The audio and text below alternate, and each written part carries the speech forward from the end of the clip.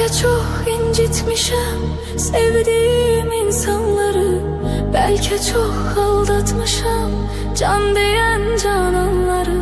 Sonda görmezden gelip ettiğim noksanları, var ümidim affedersen sen beni.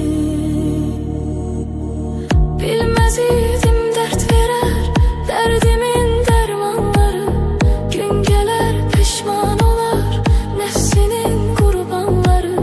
Dünya taxtinden salar şahları sultanları, etibarsiz dünyaya etibar etmek günahtır,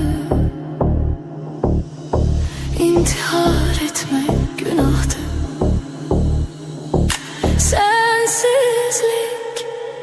Sensizlik çok çetin dünyada, gam yazılmış kismetim, kalmayıptı takatim.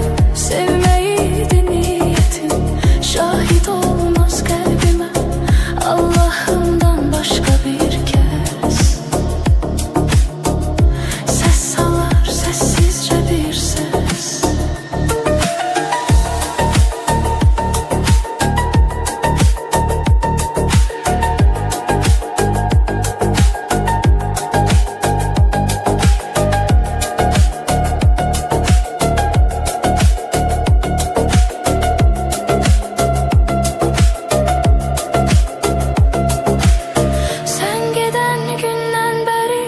Vesvedir sözler seni, ruhum ardıncan gelir, kölge tek izler seni. Aşıkın tenha kalar, her gece gözler seni. Hasretinle mahvedersen sen beni.